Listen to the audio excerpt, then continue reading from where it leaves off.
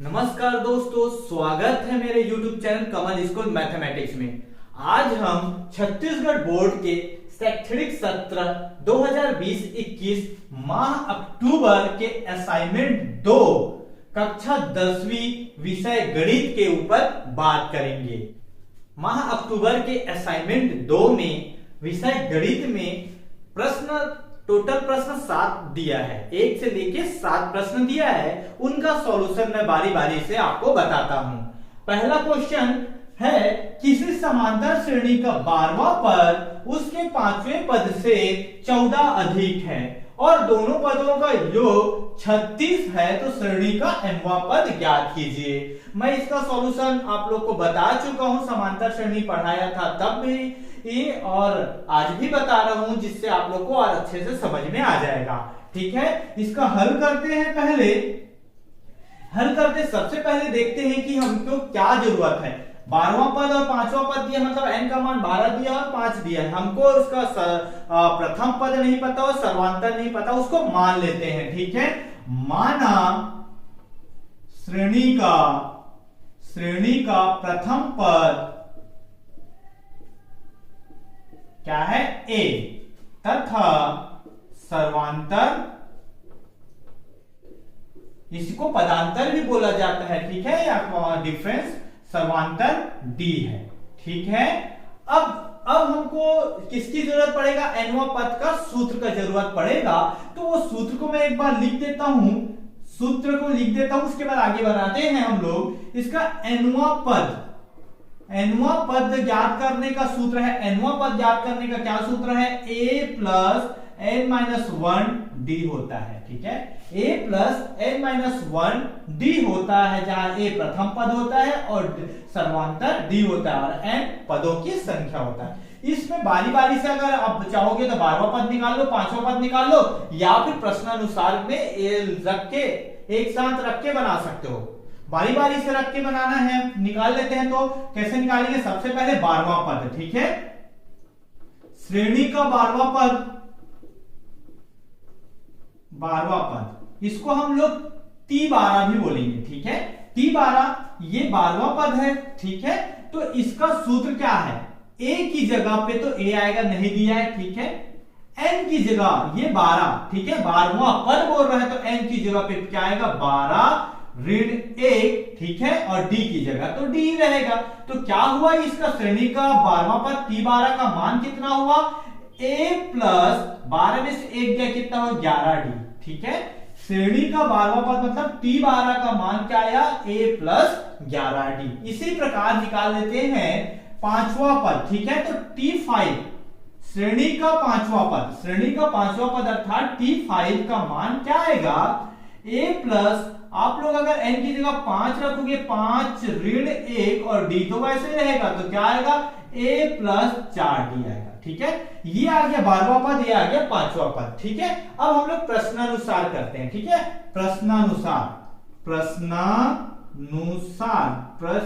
दो तो प्रश्नानुसार है, एक ये वाला और एक ये वाला। ठीक है, तो प्रश्नानुसार पहला, ठीक है, ये पहला कंडीशन क्या बोल रहा है कि श्रेणी का 12वां पद उसके 5वें पद से 14 अधिक है। मतलब मैं इसको लिख देता हूं, T12 12वां पद, ठीक है, बराबर उसके 5वें पद मतलब T5 से कितना है, 14 अधिक। जिधर बोल रहा है उधर 5वें पद से 14 अधिक है, मतलब 5वें पद से 14 अधिक, मतलब जिधर बोल रहा है उधर जोड़ दो। इसका मतलब क्या है, ये 12वां पद है ना, ये 5वें पद से 14 अधिक है, परंतु ये समीकरण है, इसको बराबर करना है तो हमको इधर 14 को जोड़ना पड़ेगा। ठीक है, बराबर करने के लिए।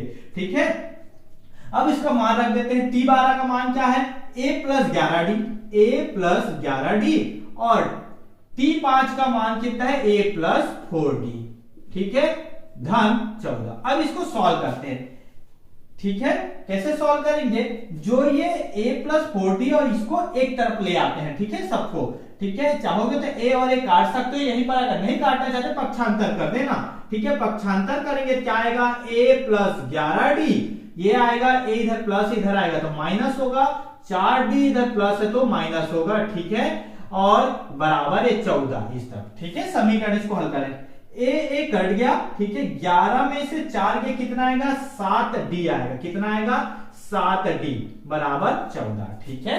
अब ये तो घटेगा ना, अब ये 7 इधर गुणा है, इधर आएगा तो भाग होगा, तो d बराबर कितना आएगा 14 में आप 7 को भाग दोगे, 7 दूनी 14, d का मान कितना आया 2, ये d का मान 2 आ गया, ठीक है, d का मान 2 आ गया। अब आगे हल करते हैं, ये d का मान 2 आया, अब प्रश्नानुसार 2, ठीक है, ये तो यहां से निकल गया।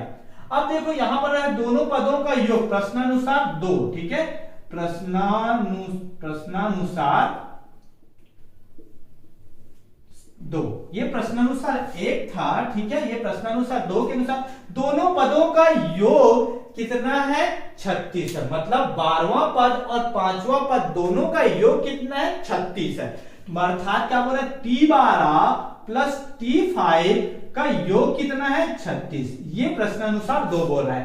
t12 का मान कितना है a धन 11d, ठीक है, a धन 11d, ठीक है, और t5 का मान क्या है a धन 4d, ठीक है, a धन 4d बराबर 36। अब इसको हल करते हैं, a और a 2a हो जाएगा, ठीक है, और ये क्या हो जाएगा 11 और 4 कितना हो गया 15d बराबर हो गया 36।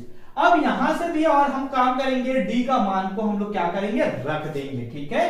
तो इसको ऐसा लिख देते हैं, इसको समीकरण 1 दे देते हैं, ठीक है। समीकरण 1 में d बराबर 2, ये 2 है ना, d बराबर 2 रखने पर, ठीक है, रख देंगे, ठीक है, क्या आएगा 2a धन 15, d का मान कितना है 2 है बराबर 36, ठीक है, कितना आएगा 2a धन कितना हो जाएगा 30 बराबर 36, ठीक है। अब a का मान निकाल, ये 30 इधर क्या कर धन है, उधर जाएगा क्या हो जाएगा ऋण होगा, तो 36 ऋण 30 कितना आएगा 2a बराबर कितना आएगा इसमें 6 आएगा, ठीक है, 36 में से 30 गया, कितना आया 6 आया, और तो a का मान कितना आएगा 6 भागी 2, इधर गुणा कर इधर आ गया भाग, कितना आएगा 3, a का मान कितना आया 3 आया, ठीक है। हमारे पास a का मान 3 आ गया, परंतु हमको क्या पूछा है श्रेणी का mवां पद ज्ञात कीजिए, ठीक है, मतलब अब हमको यहां तक निकल गया, a जिसका मान चाहिए था a का मान निकल गया, d का मान निकल गया, हमको श्रेणी का mवां पद ज्ञात करना है। तो mवां पद निकालना है हमको, तो mवां पद का सूत्र क्या होता है a plus n minus 1d होता है, ठीक है, nवां पद का सूत्र क्या होता है a plus n minus 1d। अब हमको क्या निकालना है श्रेणी का mवां पद, श्रेणी का mवां पद, ठीक है, ये ज्ञात करना है, ठीक है, अर्थात हमको क्या ज्ञात करना है tm mवां पद, ठीक है। तो सूत्र क्या होता है a plus n minus 1d, ठीक है, तो a की जगह पे क्या आएगा 3 आएगा, ठीक है, n की जगह पे क्या आएगा m आएगा, और d की जगह क्या आएगा 2 आएगा, ठीक है। तो मान रख देते हैं a प्लस a का मान 3 है धन n की जगह पे क्या आएगा, सूत्र यही वाला सूत्र लगेगा, इसलिए मैं ऊपर में एक बार लिख दिया, बार बार लिखना ना पड़े बोल के। अरे n की जगह पे क्या लिखेंगे हम लोग m लिखेंगे, mवां पद ऋण 1, और d की जगह पे क्या लिखेंगे 2, ठीक है। तो ये आ गया, इसका मान रख दिए, क्या आएगा 3 धन ये गुणा होगा 2 का गुणा दोनों के साथ 2n ऋण 2, ठीक है, क्या आया 3 में से 2 गया, कितना आएगा 1 आएगा, तो 1 धन 2n, चाहोगे तो आप इसको ऐसा भी लिख सकते हो, 2n को पहले लिख दो और 1 को बाद में, तो tm का मान ये निकला, मतलब tm श्रेणी का mवां पद का मान क्या है 2m धन 1, यही इसका आंसर है। आप लोग चाहोगे तो सूत्र को एक बार और यहां पर लिख दीजिएगा, क्या लिखोगे श्रेणी का मतलब nवां पद tn बराबर क्या होता है a plus n minus 1d। इसी सूत्र को एक बार और लिख दीजिएगा यहां पर, उसके बाद आप इसको बना दीजिएगा, ये इसका आंसर है। तो बहुत आसान है ना इसका आंसर। ये हो गया पहला क्वेश्चन का सॉल्यूशन। अब आगे बढ़ते हैं हम लोग इसके दूसरे क्वेश्चन की ओर। इसका प्रश्न नंबर 2 बोल रहा है समांतर श्रेणी 8, 15, 22 का अंतिम पद 218 है, पदों की संख्या ज्ञात कीजिए। इसमें कितने पद है उसको निकालना है। आइए देखते हैं कैसे सॉल्व होगा ये। हल, इसमें हमको क्या निकालना, पदों की संख्या निकालना, मतलब n निकालना, नंबर ऑफ टर्म्स निकालना है, तो उसको हम लोग n मान लेते हैं। तो मान लेते हैं, माना पदों की संख्या कितना है, कि संख्या n है, ठीक है, ये n मान लिए। अब क्या क्या दिया है उसको लिख देते हैं, दिया है, ठीक है, ठीक है, क्या दिया है, यहां से हम लोग निकाल सकते हैं, ये प्रथम पद क्या है, प्रथम पद, अर्थात इसको हम लोग a से डिनोट करते हैं, ठीक है, प्रथम पद कितना है 8, फिर सर्वांतर, इसको किससे डिनोट करते हैं, d से, डिफरेंस क्या होता है, सेकेंड वाले से फर्स्ट वाले को घटाते हैं, या थर्ड वाले से सेकेंड वाले को, एक बाद वाले से पहले वाले को घटाते हैं श्रेणी का, ठीक है।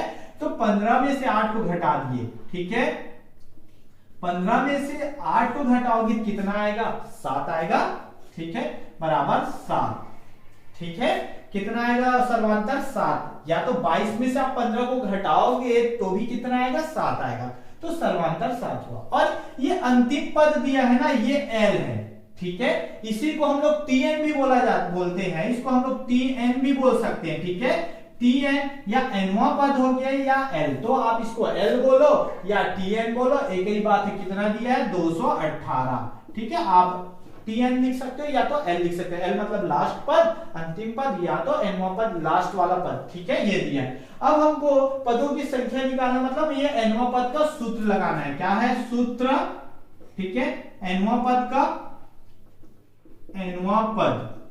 nवां पद अर्थात Tn या L का, ठीक है, तो मैं यहां पर L लिख देता हूं, ठीक है, Tn हो गया या L बोलो, ठीक है, nवां पद ज्ञात करने का सूत्र क्या होता है,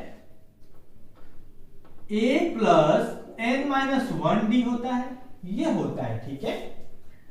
अब यहां पर लास्ट पद का मान दिया 218 दिया है, मान रख देते हैं सबका, L का मान कितना दिया है 218, ठीक है, A का मान कितना दिया है 8, ठीक है, N का मान हमको ज्ञात करना है, तो N का मान N ही रहेगा, D का मान यहां से निकल गया है 7 है, समझ में आया कि नहीं आया, आया होगा।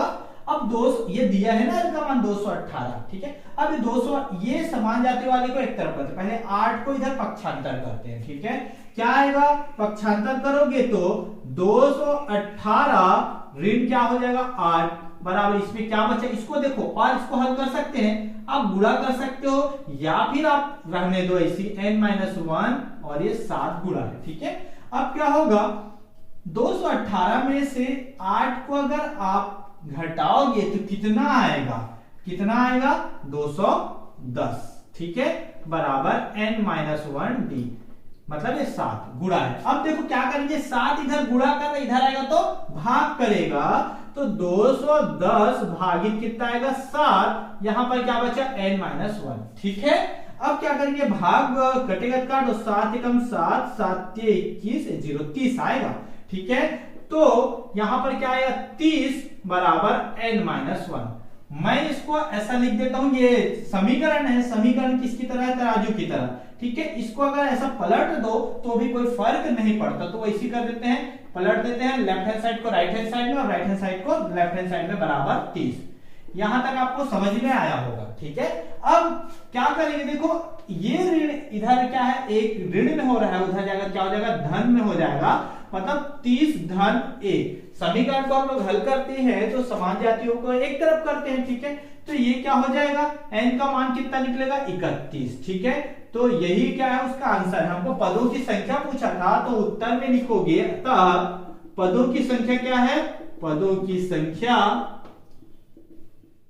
कितना पद है 31, ठीक है, 31, ठीक है, ये इसका आंसर हुआ। ये प्रश्न नंबर 2 का सॉल्यूशन हुआ कि बहुत इजी है। अब आगे बढ़ते हम लोग प्रश्न नंबर 3 की ओर। असाइनमेंट 2 का प्रश्न नंबर 3 ये बोल रहा है, यदि a अनुपात b बराबर c अनुपात d हो तो के नियम द्वारा सिद्ध कीजिए a square plus C square upon B square plus D square बराबर ए सी बटा बी डी, ठीक है।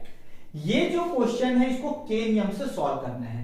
मैं जब आप लोग को अनुपात और समानुपात बताया था, उसमें एक अलग पार्ट में, आखिरी पार्ट में उसका के नियम से कैसे सॉल्व किया जाता है बताया था मैं। ये बहुत इंपॉर्टेंट है, ये भी बताया था कि एग्जाम में कई बार आता है, ये बोला था। ठीक है, आगे देखो आगे है ना असाइनमेंट में। ठीक है, तो अब इसको कैसे सॉल्व किया जाता है उसको बता दूं। मैं बताया था अनुपात समानुपात के लास्ट पार्ट में, मैं उस वीडियो का लिंक इस वीडियो के डिस्क्रिप्शन में दे दूंगा। ठीक है, अब इसको सॉल्व करते हैं, हल करते हैं। कैसे बना सॉल्व करते हैं आप लोग देख सकते हैं। इसको अगर सीख गए तो हर क्वेश्चन के नियम से बना आएगा तो बन जाएगा आपसे। ठीक है, सबसे पहले देखो ये जो अनुपात में दिया रहता है उसको मान लेते हैं के बराबर। ठीक है, तो ऐसा लिखते हैं माना ये जो दिया है अनुपात को हम लोग बटे के रूप में लिख सकते हैं a बटा b। ठीक है, अनुपात a अनुपात b को वो a बटा b लिख सकते हैं बराबर c बटा d लिख सकते हैं। ठीक है, ये तो हो गया, ये जो दिया है उसको लिख दिए और मान रहे हैं इसके बराबर k। ठीक है, जब k माने तो यहां से देखो आप k मानोगे तो यहां से आप लोग इसको बंद करोगे तो a बटा b बराबर क्या है, मतलब a बटा b बराबर क्या आएगा। तो यहां से a का मान निकालोगे क्या आएगा, b क्या आएगा। ठीक है, यहां से निकाल लेना। ठीक है, क्या आएगा, a बराबर कितना आएगा, b के आएगा। ठीक है, आएगा a बराबर b के तथा ठीक है, और इसको बंद करोगे। ठीक है, तो ये c बराबर क्या आएगा, d क्या आएगा, c बराबर d के। समझ में आया, ये a का मान निकल गया यहां से और c का मान निकल गया। ठीक है, a का मान d के निकला और c का मान d के। बहुत बहुत आसान है के नियम से इसको हल करना। अब क्या दिया है, सिद्ध करना है, इसको सिद्ध करना है ना हमको, उसको लिख देते हैं एक बार। सिद्ध करना है, क्या सिद्ध करना है, a square plus c square बटा b स्क्वायर धन d स्क्वायर बराबर ac बटा bd, इसको सिद्ध करना है। ठीक है, अब हम लोग इसको बारी बारी से लेंगे, एक बार लेफ्ट हैंड साइड लेंगे और एक बार राइट हैंड साइड। तो लेफ्ट हैंड साइड लेते हैं। लेफ्ट हैंड साइड क्या है, a square plus c square बटा b square plus d square बराबर। ठीक है, यहां पर हम लोग क्या करेंगे, एक a square plus c square है, b square plus d square है। यहां पर a का मान क्या है, b के रखेंगे, c का मान क्या है, d के, तो d के रखेंगे बारी बारी से। ठीक है, b और d का पता नहीं। ठीक है, तो ये a का जिसका मान दिया उसको रख देते हैं। a का मान क्या रखेंगे, b के, तो b के की घात 2 आएगा। ठीक है, धन c का मान क्या है, d के की घात 2 आएगा। समझ में आया होगा, और ये क्या हो जाएगा, b square plus d square. ठीक है, इसको आगे और हल करेंगे। इसको कैसे हल करेंगे, देखो ये ऐसा होगा, b स्क्वायर दोनों के वर्ग में, इसके भी वर्ग में और इसके भी वर्ग में, k स्क्वायर। ठीक है, इसका भी ये दोनों के वर्ग में d का स्क्वायर और ये क्या हो जाएगा, k का स्क्वायर। ठीक है, बटा क्या हो जाएगा, b square plus d square. ठीक है, अब आप देख सकते हैं इन दोनों में क्या कॉमन है, दोनों में k स्क्वायर है, k स्क्वायर को बाहर निकाल देते हैं। k स्क्वायर को बाहर निकाले क्या बचा, इसमें b स्क्वायर बचा और इसमें क्या बचा, d स्क्वायर। यहां से k स्क्वायर निकाले क्या बचा, b स्क्वायर, यहां से k स्क्वायर निकाले क्या बचा, d स्क्वायर, और बटा क्या है नीचे में b square plus d square. ठीक है, अब देखो ऊपर और नीचे में ये वाला b square plus d square है, b square plus d square दोनों में सेम है, कट गया। क्या आया यहां पर, देखो इसका मान आया k स्क्वायर। ठीक है, ये क्या आया, लेफ्ट हैंड साइड को सॉल्व किए क्या आया, k स्क्वायर आया। समझ में आया, लेफ्ट हैंड साइड को सॉल्व किए तो क्या आया, k स्क्वायर आया। अब हम इसका राइट हैंड साइड को सॉल्व करते हैं और देखते हैं क्या आता है। राइट हैंड साइड को सॉल्व करेंगे तो उसका वैल्यू भी क्या आना चाहिए, k स्क्वायर आना चाहिए। तो राइट हैंड साइड क्या दिया है, देखो right hand side, right hand लिख, आप चाहोगे तो ऐसा लिख देना, राइट हैंड साइड में। ठीक है, a और c का मान रखने पर, a और c का मान रखने पर। ठीक है, चाहोगे तो यहां भी लिख देना लेफ्ट हैंड साइड में a और c का मान रखने पर। ठीक है, अब राइट हैंड साइड क्या है, देखो ac बटा क्या है, bd। ठीक है, अब a का मान क्या है, यहां पर देखो a का मान है b के, c का मान है d के, रख देते हैं मान। a का मान क्या है, b के और इनटू, ठीक है, c का मान क्या है, d के। ठीक है, बटा bd। ये डॉट का मतलब होता है मल्टीप्लाई। ठीक है, आप लोग चाहोगे तो गुणा का चिन्ह भी दे सकते हो, अगर नहीं भी दोगे तो आप लोग समझिए कि दो चर राशि के बीच में कुछ नहीं, मतलब गुणा का चिन्ह है। ठीक है, तो इसको सॉल्व करते हैं। देखो ये b और b कैंसिल हो जाएगा, डी और डी कैंसिल हो जाएगा, क्या आया के और के का गुणा हुआ, क्या आया के स्क्वायर। अब आप लोग देख सकते हो इसको हम लोग समीकरण 1 भी मान सकते हो या इसको समीकरण 2, ठीक है, या फिर आप डायरेक्ट लिख सकते हो ये किसके बराबर है, right hand side, right hand side है ना के स्क्वायर, राइट हैंड साइड आ गया, ठीक है। या तो इसको ऐसा दे दो समीकरण 1, इसको समीकरण 2, ठीक है। तो समीकरण 1 व 2 से इसको लिखने के कई तरीके हैं, ठीक है। समीकरण 1 व 2 से अब देखो समीकरण 1 में राइट हैंड साइड बराबर है के स्क्वायर आ गया इसका, और इसमें भी के स्क्वायर इधर आ गया, तो इसका जो लेफ्ट हैंड साइड में है और इसका लेफ्ट हैंड साइड में है वो तो बराबर होगा, ठीक है। तो इसमें क्या होगा, समीकरण 1 और 2 से करोगे क्या हो गया, ए स्क्वायर प्लस क्या हो गया सी स्क्वायर अपॉन क्या हो गया B square plus D square बराबर क्या है ए सी बटा बी डी, ठीक है। ये यही तो सिद्ध करना था, अर्थात लेफ्ट हैंड साइड बराबर क्या आ गया, राइट हैंड साइड, दोनों क्या है लेफ्ट, देखो इसका लेफ्ट हैंड साइड को लेके किए तो के स्क्वायर आया, और राइट हैंड साइड को लेके किए तो भी क्या आया के स्क्वायर आया, तो अर्थात दोनों बराबर है, तो यही तो सिद्ध करना था, आप लिख दीजिएगा सिद्ध हुआ, ठीक है। इसको लिखने का, इसको यहां से हल करने का कई तरीके हैं, या तो यहीं पर लिख देते हैं आप लेफ्ट हैंड साइड बराबर राइट हैंड साइड और सिद्ध हुआ, ठीक है, कैसा भी लिख सकते हो, ठीक है, ये आपके ऊपर है आप कैसा लिखना चाहते हैं, ठीक है।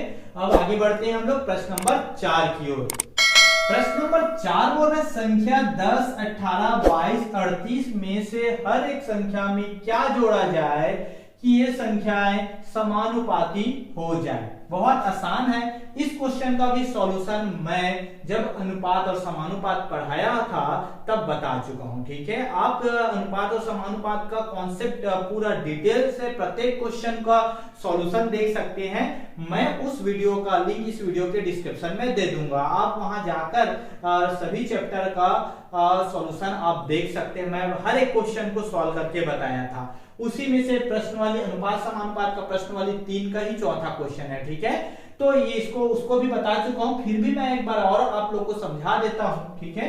इसको करते हैं, हल करते हैं, ठीक है। कैसा बनेगा ये, आप देखो क्या बोले संख्या 10, 18, 22, 38 में से हर एक संख्या में क्या जोड़ा जाए कि वे संख्याएं समानुपाती हो जाए। क्या जोड़ा जाए बोल रहा है, हमको नहीं पता, तो उसको मान लेना, माना हर एक संख्या में, हर एक संख्या मतलब जो दिया है हर एक संख्या में x जोड़ा जाए, ठीक है। मान लो हम लोग x जोड़ रहे हैं, ठीक है, तो क्या हो जाएगा, वे संख्याएं समानुपाती हो जाएगा, ठीक है। तो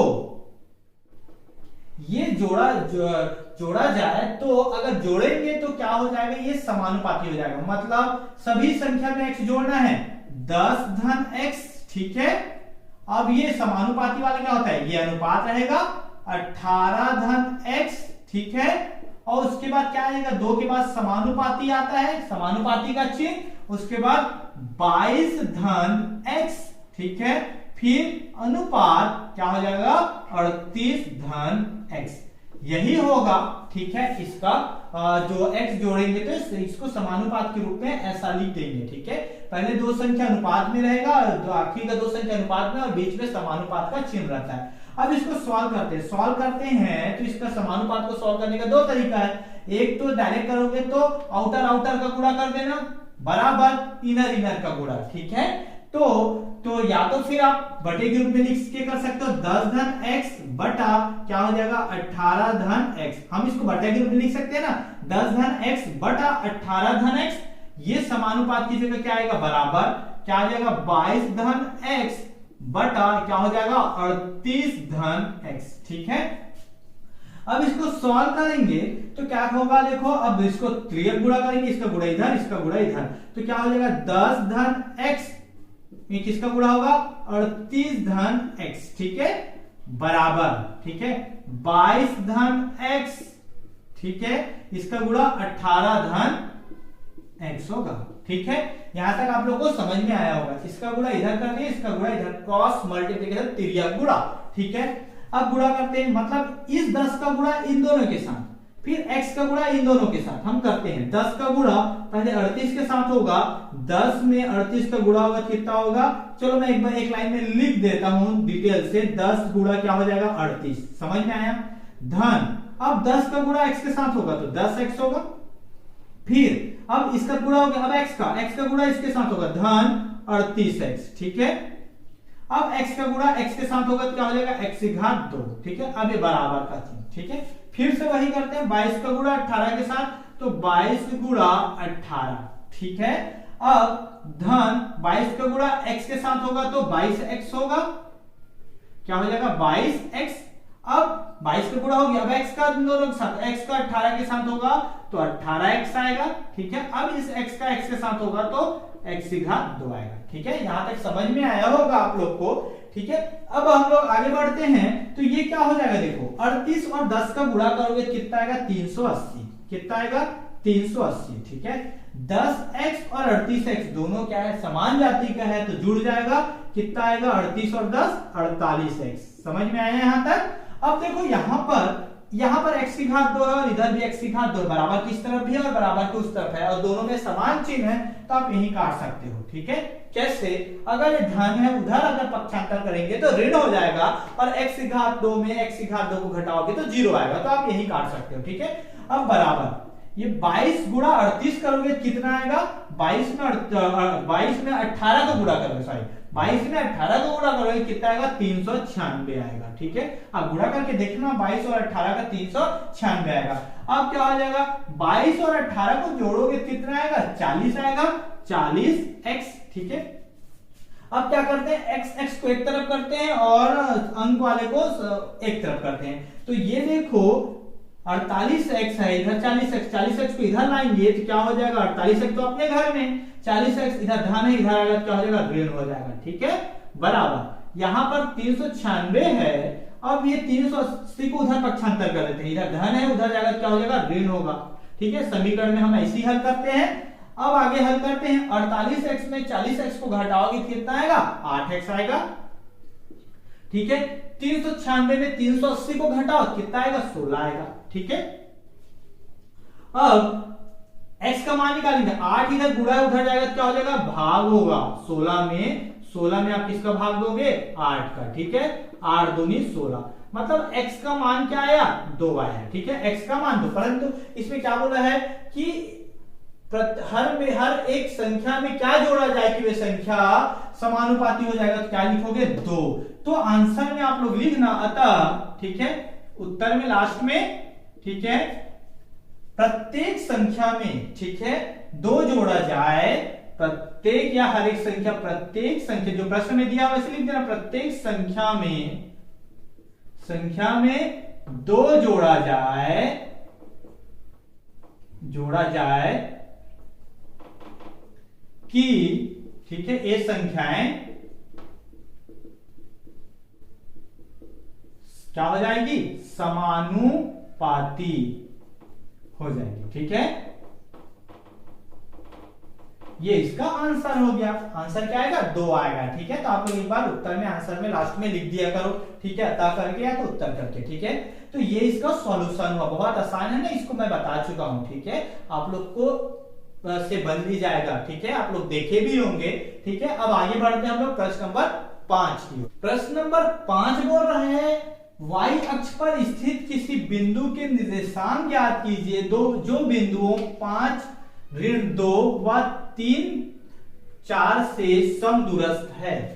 ये क्वेश्चन निर्देशांक ज्यामिति का प्रश्नावली 2 का 5वां क्वेश्चन है। इसको भी मैं बता चुका हूं, ठीक है। इसको भी आप लोग वहां से भी देख सकते हैं इसका सॉल्यूशन, और मैं इसको एक बार और समझा देता हूं आपको, जिससे आपसे आसानी से बन जाएगा, ठीक है। बहुत आसान है। इसके लिए हमको दूरी निकालने का फॉर्मूला आना चाहिए, जो कि निर्देशांक ज्यामिति में मैंने बताया है, ठीक है। मैं उस वीडियो का लिंक इस वीडियो के डिस्क्रिप्शन में दे दूंगा, ठीक है।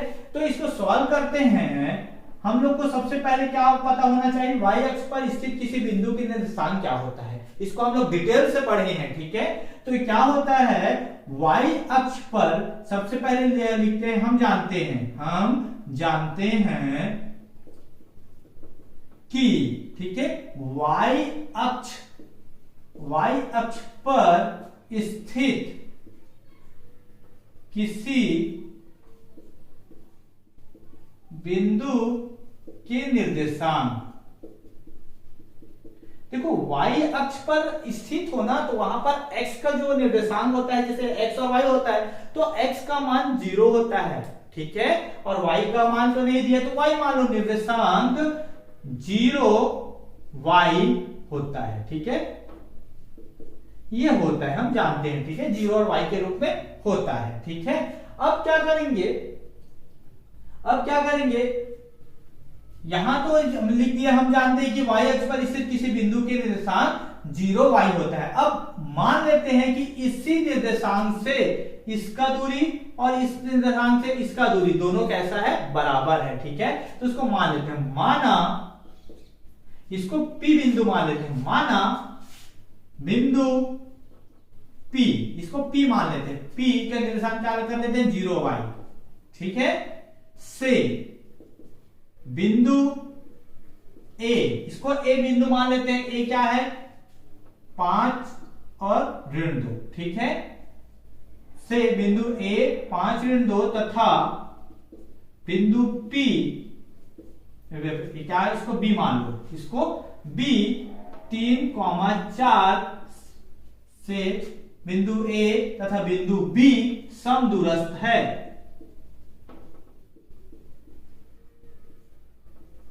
इसका मतलब क्या होता है, ये बिंदु P से PA की दूरी और P से PB की दूरी, मतलब PA और PB की दूरी कैसा है, बराबर है, ये इसमें दिया है, ठीक है। तो हम लोग एक सूत्र जानते हैं, ठीक है, एक सूत्र को मैं लिख देता हूं, उसके बाद फिर इसको हल करेंगे, ठीक है। सूत्र, ये सूत्र की आवश्यकता पड़ेगी, ठीक है, बार बार ना लिखना पड़े, सूत्र बोल के एक बार लिख देता हूं। सूत्र क्या है, सूत्र दो बिंदुओं के बीच की दूरी, दो बिंदुओं के बीच की दूरी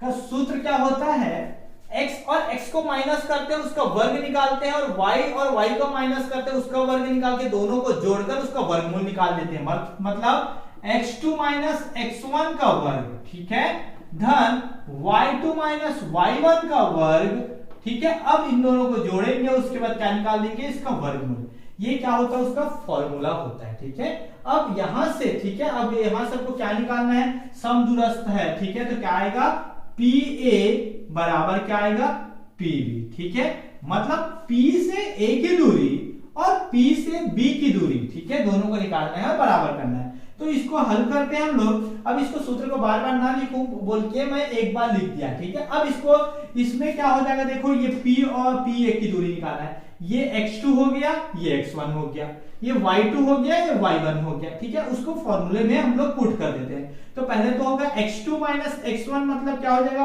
5 ऋण 0 का वर्ग, ठीक है, यहां तक समझ में आया, धन इसके बाद y2, मतलब ये क्या हो जाएगा y2 माइनस y1 ऋण 2, ठीक है, फिर ये ऋण 1, ये y है ना, तो ऋण y का वर्ग, ठीक है, यहां तक समझ में आया होगा, ठीक है, ये इसका वर्गमूल निकलेगा, बराबर अब PB 0 P से B की दूरी, मतलब x2 माइनस x1 क्या हो गया 3 ऋण 0 का वर्ग, ठीक है, धन 4 ऋण y का वर्ग, 4 ऋण y का वर्ग, ठीक है। अब इसका वर्गमूल, अब आप लोग देख सकते हैं दोनों में जब वर्गमूल रहेगा ना, दोनों तरफ वर्गमूल है, तो अब अगला स्टेप पे वर्गमूल हट जाएगा, कट जाएगा वर्गमूल, क्यों, इसका कारण देखो, इधर वर्गमूल है तो उधर जाएगा, क्या हो जाएगा वर्ग हो जाएगा, ठीक है, तो वो हट जाता है, ठीक है, मतलब ये वर्गमूल है, उधर गया तो क्या हो जाएगा, इसके घात में 2 हो जाएगा। मान लो ये रूट x है और ये रूट y है,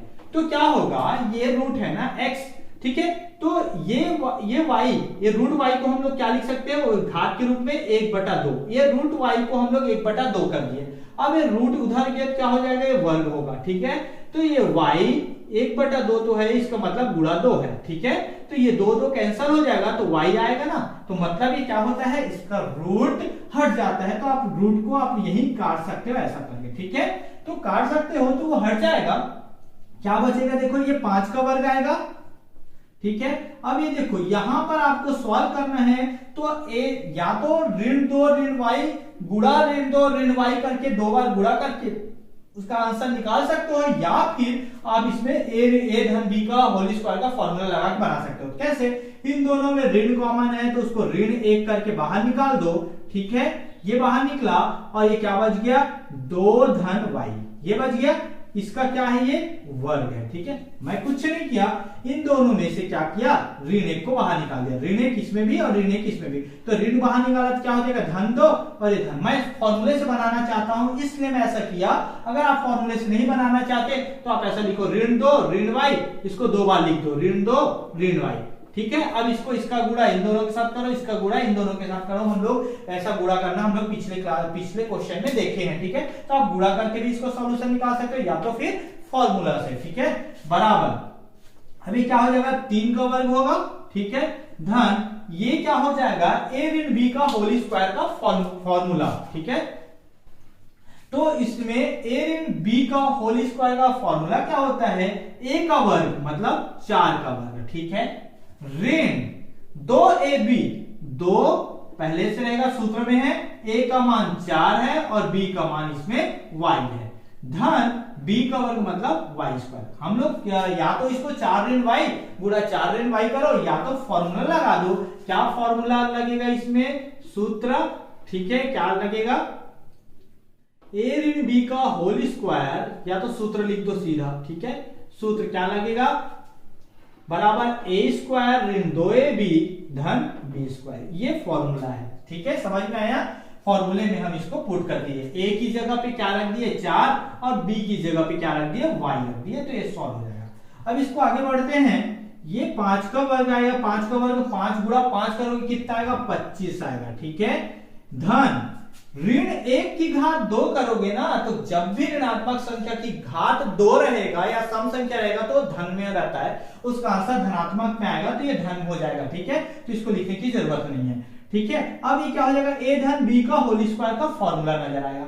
a धन b का होल स्क्वायर का फॉर्मूला में क्या आएगा, जहां जहां ऋण है वहां कर दो धन, यहां भी धन आ जाएगा और यहां भी धन आ जाएगा, मतलब सब जगह धन आएगा, बाकी सूत्र वही रहेगा। मतलब a का वर्ग मतलब कितना हो जाएगा, 2 का वर्ग आएगा, धन 2ab 2, a का मान कितना है 2 और b का मान कितना है y, ठीक है, 2ab हो गया, धन b का वर्ग मतलब y का वर्ग, बराबर ये 3 का वर्ग किए तो कितना है 9, ठीक है।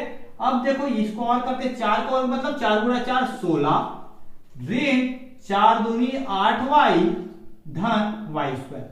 हम लोग अभी अभी पढ़े हैं, इधर भी y स्क्वायर है और इधर भी y स्क्वायर है, दोनों तरफ y स्क्वायर है और दोनों में प्लस है, तो आप यही काट सकते हो, ठीक है, ठीक है। इसका कारण बताया मैं क्यों काट सकते हैं अभी पिछले क्वेश्चन में। अब आगे, अब देखो ये इसको और आगे सॉल्व करेंगे, 25 धन 2 दूनी कितना हो जाएगा 4 होगा और ये कितना हो जाएगा 2 दूनी 4 y बराबर ये 9 और 16 कितना होगा 25, ठीक है, और ये ऋण 8 y, ठीक है। अब एक काम करते हैं, y को एक तरफ करते हैं और अंक वाले का मतलब अचर राशि को एक तरफ, तो ये दोनों इधर प्लस हो रहा है, उधर जाएगा क्या हो जाएगा माइनस हो जाएगा, और इधर ये माइनस हो रहा है, इधर आएगा तो प्लस हो जाएगा, तो क्या आएगा देखो ये 4y होगा, ठीक है। इसको एक लाइन में और लिख सकते हैं, 25 और 4 29 धन 4y बराबर क्या हो जाएगा 25 ऋण 8y, ठीक है। अब ये 8y इधर आ जाएगा, 29 उधर भेज देते हैं, क्या आएगा 4y धन क्या हो जाएगा 8y बराबर 25 पहले से है, ये 29 इधर धन है, इधर जाएगा क्या हो जाएगा ऋण होगा, कितना आएगा ये देखो ये दोनों जुड़ेगा 8 4 12y और ये क्या हो जाएगा, ये जुड़ेगा कि घटेगा, घटेगा, तो 29 में से 25 गया कितना आया 4 आया। अब कैसा 4 आएगा, धन में आएगा कि ऋण में आएगा, ये बड़ा है, बड़ा के सामने ऋण है तो ऋण आएगा, ठीक है। अब 12 इधर क्या कर रहे हैं, गुणा उधर जाएगा तो क्या हो जाएगा भाग, मतलब ऋण 4 में आप 12 को भाग दोगे कितना आएगा 4 एकम 4 4 के 12, कितना आएगा y का मान ऋण 1/3, y का मान कितना आ रहा है ऋण 1/3, यहां पर लिख देता हूं y का मान कितना आया ऋण 1/3, ठीक है, ये इसका आंसर है, ठीक है। तो आप लिखना ये आंसर नहीं हुआ, y बराबर ऋण 1/3 है, परंतु हमको क्या पूछा है y अक्ष पर स्थित किसी बिंदु के निर्देशांक ये है ना, तो इसी को आंसर पूछा है, ठीक है। तो आंसर में आएगा उत्तर या अतः करके लिखना, क्या लिखोगे y अक्ष पर स्थित किसी बिंदु के निर्देशांक क्या होता है, निर्देशांक क्या होता है, देखो इसमें x का मान तो 0 रहेगा और y का मान कितना है, ऋण 1/3। ये इसका आंसर हुआ, जो कि बहुत बहुत आसान है। ठीक है, अब आगे बढ़ते हैं हम लोग प्रश्न नंबर 6 की ओर। प्रश्न नंबर 6 बोल रहा है मूल बिंदु से होकर जाने वाली उस सरल रेखा की प्रवणता ज्ञात कीजिए जो बिंदु 2, 3 से भी होकर जाती है। इसको बनाने के लिए सबसे पहले तो आप लोगों को प्रवणता क्या होता है, उसका फॉर्मूला क्या होता है, आपको जानना पड़ेगा, जो कि मैं अपने जब निर्देशांक ज्यामिति आप लोग को पढ़ाया हूं उसमें मैं बताया हूं इसको। ठीक है, आप वहां से भी इसको देख सकते हो और इस क्वेश्चन का सॉल्यूशन भी मैंने बताया है। ठीक है, आप उसको भी देख सकते हैं। ठीक है, तो अगर एक बार और मैं इसको आपको समझा देता हूं कि कैसे बनेगा। अगर आप लोग प्रवणता का फॉर्मूला नहीं जानते होंगे तो भी मैं यहाँ पर आप लोग को बता देता हूं। ठीक है, तो ये क्या होता है, मूल बिंदु क्या होता है, मूल बिंदु के निर्देशांक क्या होता है, 0, 0। ठीक है, वो कोई सरल रेखा जो मूल बिंदु से होकर भी जाती है और बिंदु 2 और 3 से भी होकर गुजरती है। ठीक है, उसकी प्रवणता निकालना है। ठीक है, हल करते हैं। तो मूल बिंदु क्या होता है, 0, 0 होता है, 0, 0 तथा, ठीक है, और कौन सा बिंदु से गुजरती है, बिंदु 2, 3, ठीक है, से गुजरने वाली रेखा की प्रवणता। ठीक है, मूल बिंदु 0, 0 तथा बिंदु 2, 3 से गुजरने वाली रेखा की प्रवणता ज्ञात करना है। कि प्रवणता का फॉर्मूला क्या होता है, y को माइनस करो, y2 माइनस y1, ठीक है, और x2 माइनस x1 करो और दोनों का अनुपात निकाल दो तो उसकी प्रवणता ज्ञात हो जाती है। ठीक है, अगर आप y1 माइनस y2 करोगे और x1 माइनस x2 करोगे तो भी उसका आंसर वही आएगा, गलत नहीं आएगा। तो इस फॉर्मूले में हम लोग पुट कर देते हैं। इसमें ये क्या हो गया, मान लो इसको x1 और इसको x2 मान लेते हैं, ये x1 y1 मान लेते हैं और ये x2 y2 मान लेते हैं, तो मान को रख देते हैं। ठीक है, तो ये जो है यहां पर ये 0 क्या है, x1 है। ठीक है, x1 की मान 0 है और y1 का मान 0 है, y2 का मान 3 है और x2 का मान 2 है, तो y2 का मान कितना आएगा, 3 ऋण ये क्या हो जाएगा, y1 कितना है, 0। ठीक है, बटा ये क्या हो जाएगा, x2 का मान 2 है ऋण x1 का मान कितना है, 0, कितना आएगा, 3/2। तो मूल बिंदु से होकर गुजरने वाली रेखा की प्रवणता क्या है, 3/2 है, जो बिंदु 2 और 3 से भी होकर गुजरती है। तो आंसर में आप लोग लिख दीजिएगा आंसर। ठीक है, बिंदु मतलब ये रेखा की प्रवणता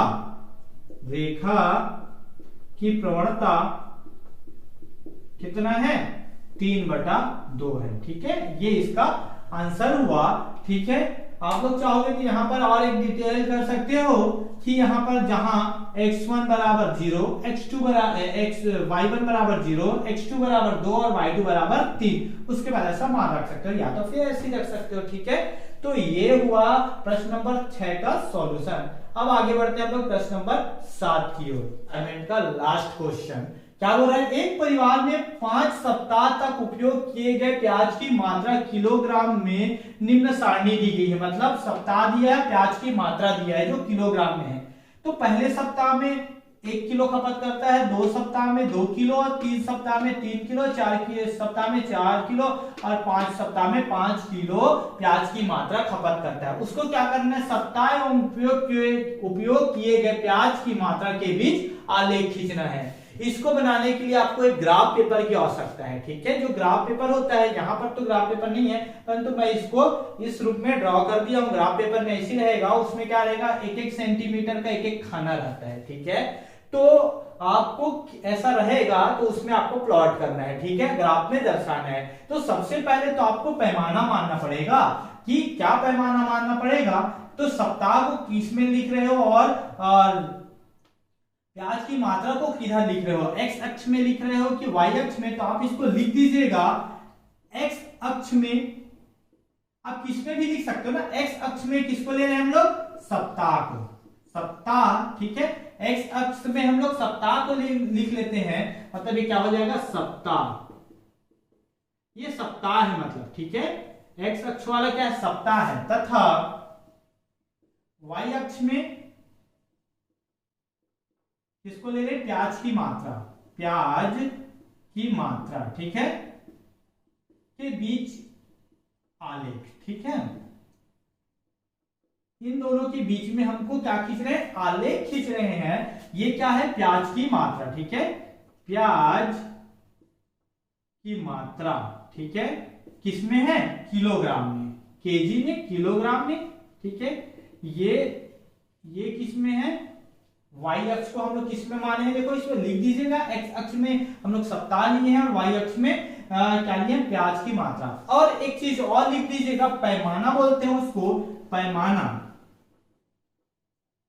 ठीक है। पैमाना क्या, एक एक जो खाना है, ठीक है, एक एक खाना या एक एक सेंटीमीटर का रहता है, तो उसको आप लोग लिख दीजिएगा कि क्या माने हो। चाहोगे तो आप लोग बड़ा लेना चाहते हो तो 2 खाने को एक सप्ताह लिख सकते हो, ठीक है। 3 खाने को 1 सप्ताह लिख सकते हो, तो उसको लिखना पड़ेगा। इसमें एक एक खाना को 1 1 सप्ताह लिख रहे हैं, तो क्या लिखोगे, पैमाना में, एक्स अक्ष में ना, एक्स अक्ष में, ठीक है, एक खाना या 1 सेंटीमीटर का है, 1 सेंटीमीटर बराबर लिख सकते हो, ये सेंटीमीटर में 1 1 सेंटीमीटर रहेगा, 1 सेंटीमीटर बराबर 1 सप्ताह, ठीक है।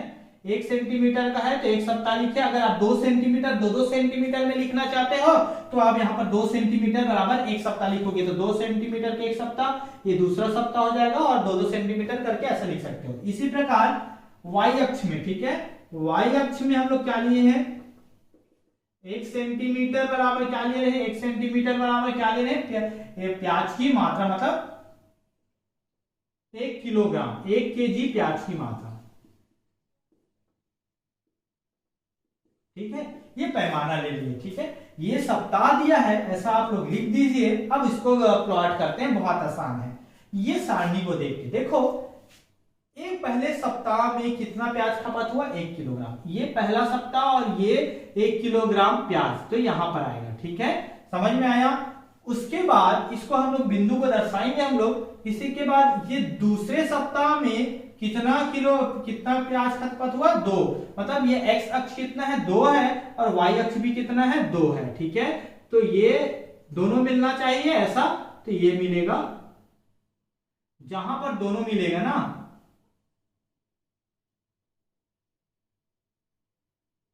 आप लोग स्केल से नाप के बनाइएगा तो एकदम करेक्ट बनेगा, ठीक है, ठीक है। अब उसके बाद तीसरे सप्ताह में 3 किलो खपत होता है, तो ये इसका तीसरा, ऐसा करके आप नाप लीजिएगा, ये यहां पर आएगा, ठीक है। इसके बाद चौथा,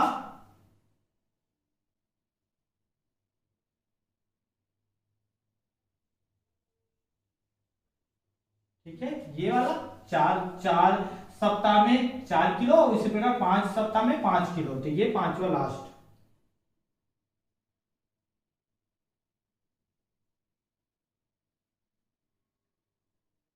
ठीक है। इसको हम लोग बिंदु को भी दर्शा देते हैं हम लोग, ठीक है।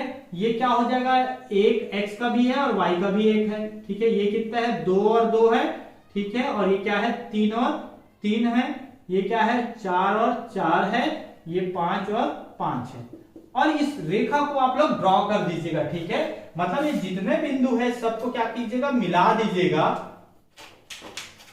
ये मिलाओगे तो ये सीधा जाएगा, सीधा, ठीक है। ये तो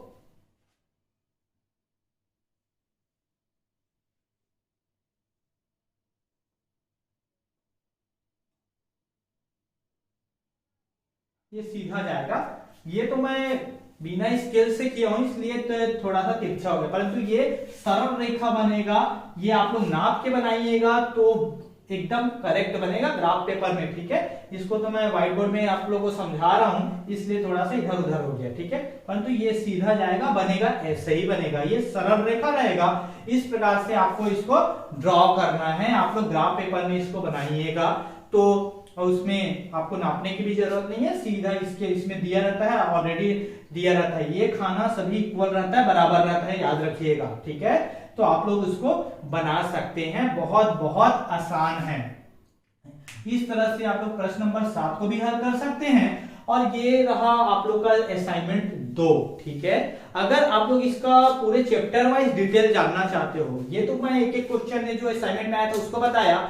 अगर आप लोग इस अध्याय को पूरा पढ़ना चाहते हो, पूरा हर एक क्वेश्चन को पढ़ना चाहते हो, तो मैं इसका वीडियो बनाया हूं, सभी चैप्टर वाइज वीडियो बनाया हूं। इसके लिए आपको क्या करना पड़ेगा, आपको मेरे चैनल में जाना होगा और वीडियो को देखना होगा, ठीक है। अगर आप लोग मैं जब भी आगे और वीडियो बना के अपलोड करूं उसको भी देखना चाहते हो, तो मेरे चैनल को सब्सक्राइब कीजिएगा और बेल आइकन को दबा दीजिएगा, ताकि मैं जब भी वीडियो बना के अपलोड करूं आप लोग तक पहुंच सके। साथ ही साथ आप लोग को ये वीडियो पसंद आया होगा, ये असाइनमेंट 2 समझ में आया होगा। अगर समझ में आया होगा तो इसको लाइक कीजिए और अपने ज्यादा से ज्यादा दोस्तों तक शेयर कीजिए, ताकि उनको भी इसका लाभ मिल सके।